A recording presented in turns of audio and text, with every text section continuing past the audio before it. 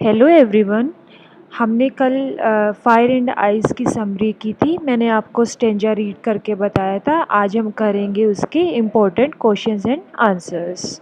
So the first question, what are two different views about the end of the world in the poem fire and ice?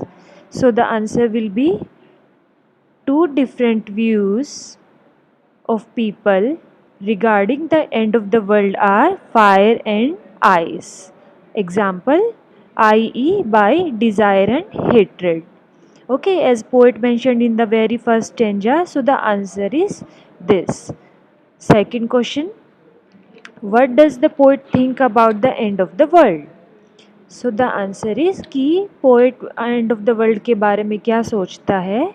The poet thinks about the end of the world that people think fire is the main cause of destruction. पहले तो वो first stanza में यही कहा था कि fire ही destruction का कॉज होएगा, but by the end of the poem he says that both fire and ice are equally destructive, as we read in the stanza, and both have same power of causing destruction. Both are equally responsible for the destruction.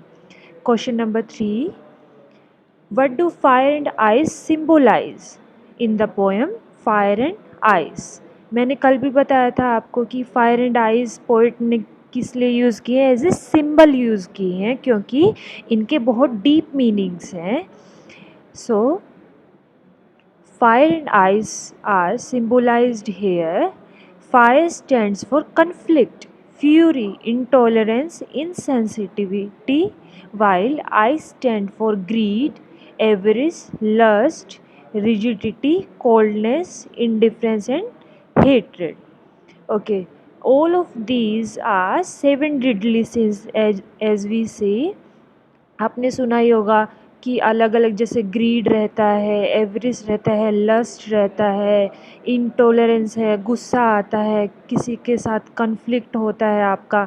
So these are responsible for destruction, as poet mention in the poem also.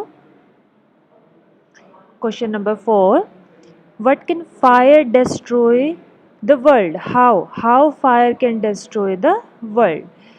Fire symbolizes passion और hatred. बहुत ज़्यादा passion हो जाता है, बहुत ज़्यादा hatred हो जाता है. कहते हैं ना कि आग लगी हुई है हर जगह. It will lead to conflicts. बहुत ज़्यादा कन्फ्लिक्ट हो जाते हैं लोगों के मन में, and ultimately result in the destruction of the world. Fire represent desire that is fervent, consuming, always wanting more. Okay, ख़त्म ही नहीं होता है. हमारी डिज़ायर्स बढ़ती जाती हैं. And on the other hand ice represent hated that is hard and cold. कहते हैं ना कि आदमी बिल्कुल ठंडा पड़ गया, उसे किसी चीज़ का फ़र्क ही नहीं पड़ रहा है. This is question number 5, what message does the poet wish to convey through the poem Fire and Ice? मैंने बताया था कि कोई भी पोएम का, कोई भी प्रोज का एक सेंट्रल आइडिया रहता है, एक मैसेज एंड में कन्वे करना चाहता है कोई भी पोएट या राइटर. तो हमारी इस पोएम फायर एंड आइस का क्या मैसेज है?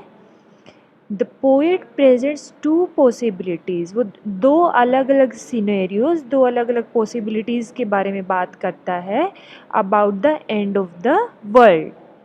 वर्ल्ड के एंड होने के बारे में.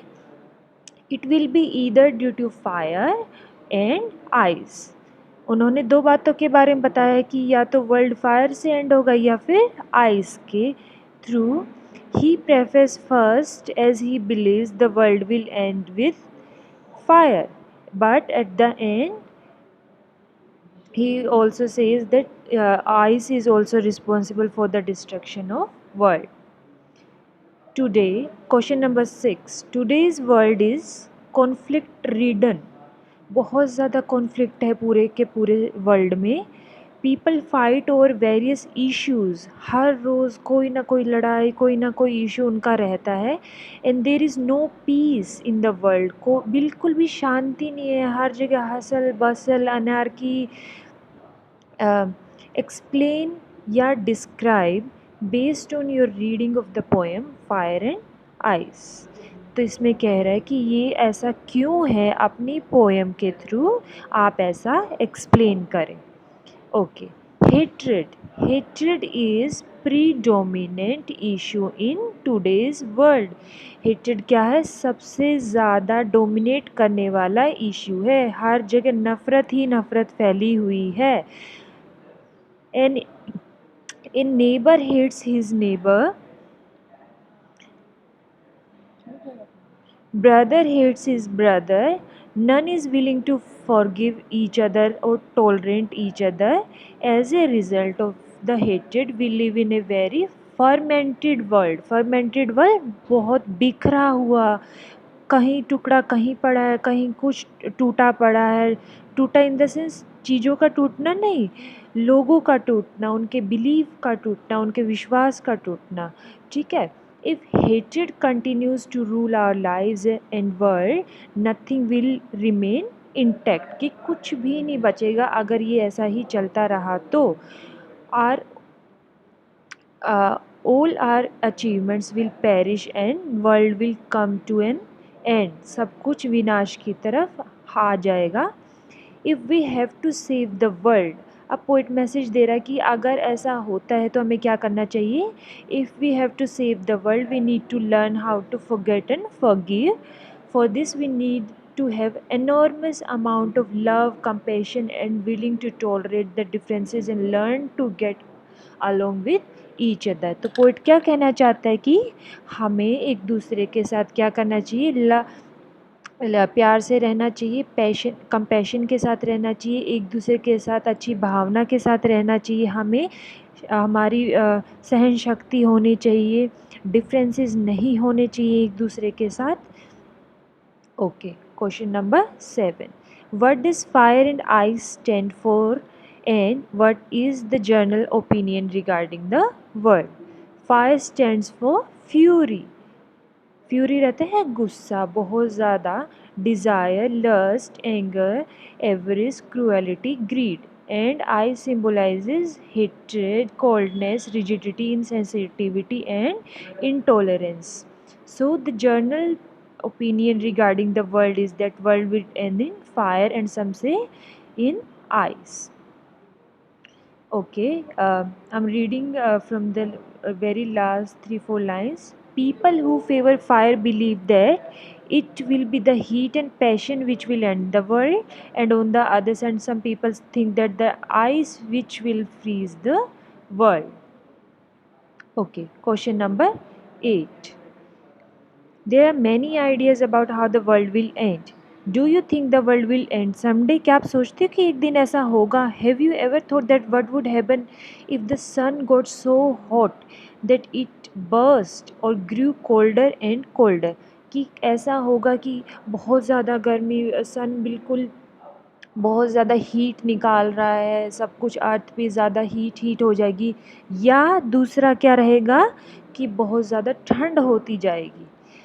दोनों बातें। Okay, there are many ideas about how the world will end. Robert Frost हमारा पोइट क्या कहता है, that point are two destructive forces fire and ice. जैसा हम पढ़ते आ रहे हैं बाकी वाले क्वेश्चंस में, वो बार बार यही बात रिपीट कर रहा है कि the cause may be a war और नेचुरल कैलेमिटी। नेचुरल कैलेमिटी क्या रहती है हमारा, जैसे बाढ़ आ गई, ठीक है, तूफ़ान आ जाते हैं, सुनामी आ जाती है, अर्थक्वेक आ जाता है। ठीक है, ये कैसे आ जाता है, ये हमारी ये डिस्ट्रक्शन के सोर्सेज हैं। उसमें से क्या कह रहा है पोइट की, the sun is the main source of energy, it is life on the earth. If sun gets so hot, it will burst or grew colder and colder, the life on the earth would come to an end.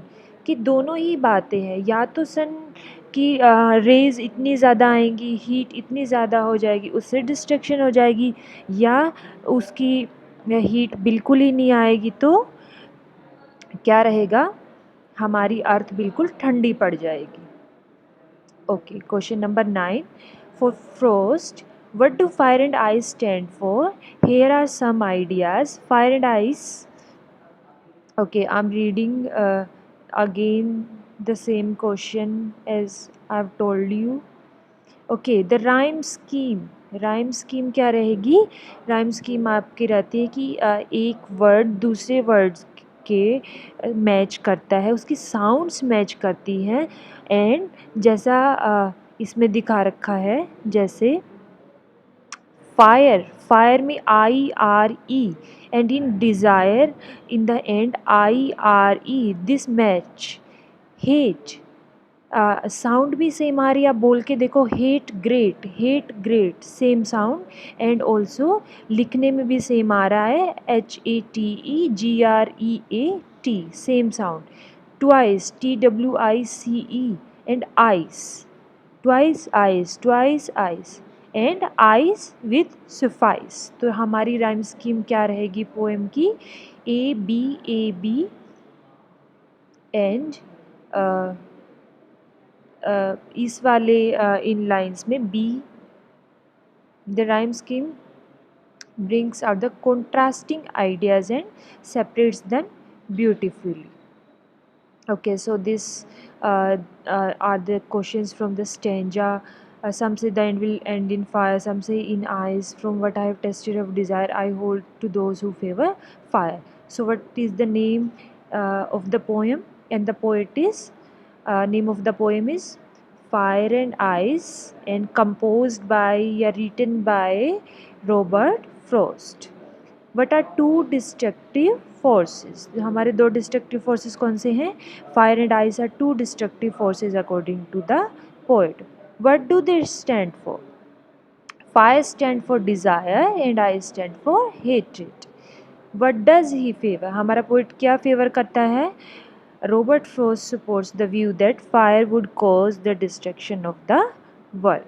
So this is the wrap up for the question answers, and have a nice day and good evening.